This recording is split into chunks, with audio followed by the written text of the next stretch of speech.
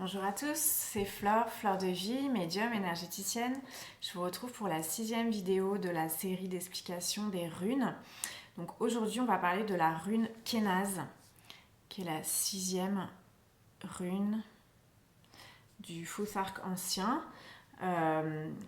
Donc je vous remettrai la photo de ce nom Futhark, qui est en fait l'acronyme des 6 premières runes. Fehu, Uruz, Turizaz, Ansuz, Raido et Kénaz. Donc Kénaz, on voit clairement donc c'est le son K, et on voit clairement ici soit une déformation entre guillemets de la lettre C, la lettre latine, ou la partie du K quand on a enlevé le trait vertical. Donc Kénaz, ça symbolise une torche, un flambeau, donc ce qui porte la flamme.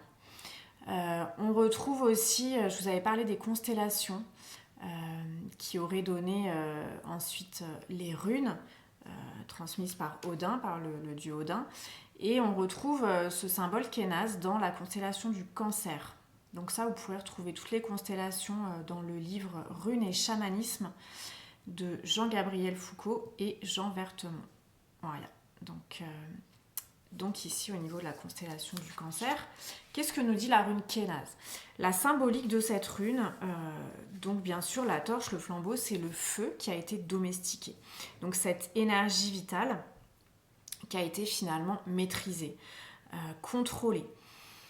On retrouve ça bien sûr dans la symbolique de la forge, le forgeron qui va utiliser le feu, la flamme pour contrôler la matière, la maîtriser et pouvoir créer ainsi des outils utilisables dans la vie matérielle. Donc c'est vraiment la rune des artisans, des artistes aussi, parce qu'il y a cette valeur de création grâce à l'énergie vitale. On a aussi l'idée de purification, de purification par le feu, c'est quelque chose qu'on retrouve aussi dans d'autres cultures. Et c'est aussi finalement apporter la lumière dans l'obscurité. Comme j'ai déjà dit dans d'autres vidéos, c'est le principe de la vérité divine, c'est-à-dire qu'une fois qu'on a allumé une lampe, une bougie, une lumière, et qu'on voit ce qu'il y avait caché dans l'ombre et ce qui était tout autour de nous, même si on éteint la lumière, on ne peut pas oublier ce qu'on a vu. C'est ça la force de la vérité, la force de la lumière divine qui transcende tout, la force de toutes les forces. Donc on a vraiment dans cette rune Kénaz cette idée donc, de purification, de transformation qu'on avait déjà avec l'idée de la forge et du feu domestiqué. Et ça nous rapproche de l'alchimie, de cette magie divine qui fait que on va partir d'éléments, on va avoir cette transmutation pour arriver à l'essence même, à ce qui était caché à l'intérieur. Donc on va éclairer, illuminer ce qui était déjà là en potentiel. Et c'est ça finalement la maîtrise de l'énergie. Donc vraiment une rune, c'est la rune des alchimistes. Kénaz, c'est vraiment une rune très très puissante par rapport à ça. Donc vous pouvez méditer sur cette rune s'il y a des choses que vous n'arrivez pas encore à percevoir, ou en tout cas s'il y a un certain blocage du mental par rapport à toutes ces questions de transmutation, d'alchimie, de conciliation des opposés. Ça, on va en parler après. Non, ça vient tout de suite d'ailleurs. Donc c'est cette réconciliation des contraires, cette conciliation des opposés, tirer parti du paradoxe en fait de notre monde duel. Et c'est ça la véritable connaissance. C'est ça la lumière intérieure que l'on va véritablement allumer, maîtriser et nourrir en nous. Donc, pour résumer un peu tout ça, si on tire la rune Kénaz à l'endroit, on va avoir cette idée d'inspiration créatrice, de création, de connaissance intuitive, de conseil, de concentration aussi. Donc vraiment, cette idée de concentrer l'énergie pour pouvoir en faire quelque chose, pour créer quelque chose de nouveau. C'est aussi la rune de la passion amoureuse, de la flamme amoureuse, et aussi l'énergie de la guérison. Donc ça peut être annonciateur de bonnes nouvelles au niveau de la santé. Si on tire la rune à l'envers, donc normalement vous allez la voir à l'envers là, ça peut nous indiquer une baisse d'énergie ou une perte physique, sentimentale, matérielle, qui va s'accompagner de tristesse ou de déprime. Finalement, quand on tire la rune à l'envers, c'est aussi un message pour nous dire de voir ce qu'il y a derrière ces pertes, de voir que finalement on a l'impression de perdre quelque chose, mais que ça va être pour gagner autre chose. En tout cas, dans tous les cas, on gagne la sagesse de l'expérience. Ça peut aussi indiquer des blocages dans tout ce qui est création, processus créatif, peut-être la fin d'une situation stérile, en tout cas de l'instabilité, voire de la désillusion. Voilà pour cette rune Kénaz.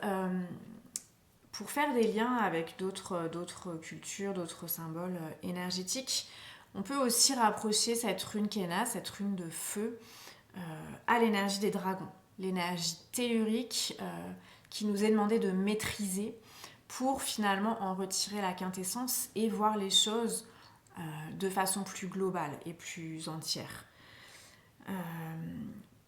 C'est aussi, alors bien sûr, la torche, le flambeau, ça nous rapproche du porteur de lumière.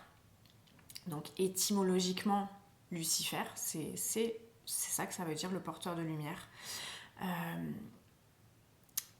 Malgré tout, à travers les siècles et même les millénaires, tout ce qui a pu être formé et déformé par rapport à ce concept de porter la lumière,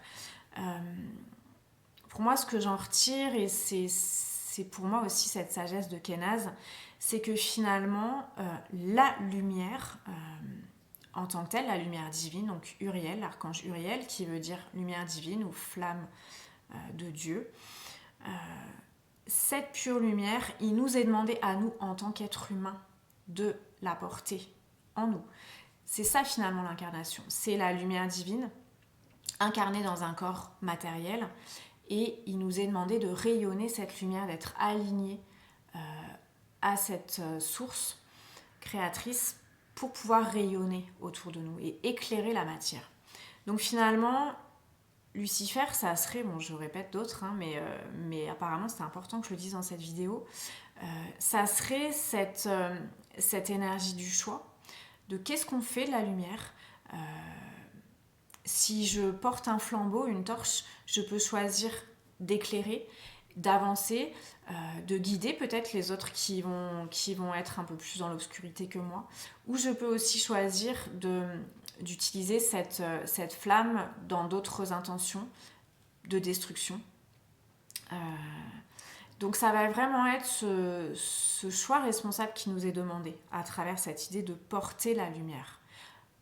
Parce que finalement, la lumière, c'est l'énergie pure. On en fait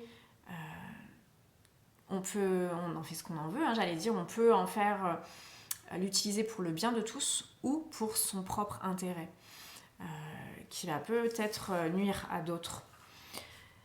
Et ça peut être aussi pour l'intérêt des autres qui va nous nuire à nous. Donc là, on est dans une séparation. On n'est plus dans cette unité, dans ce qui est voulu par la lumière, par cette vérité divine.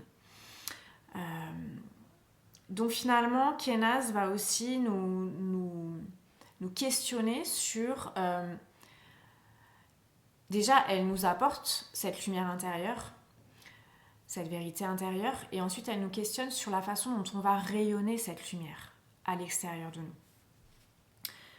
Donc plus dans une attitude de sagesse, de guidance, d'être un modèle de vie que les autres vont pouvoir voir et suivre, mais pas être dans l'imposition des choses.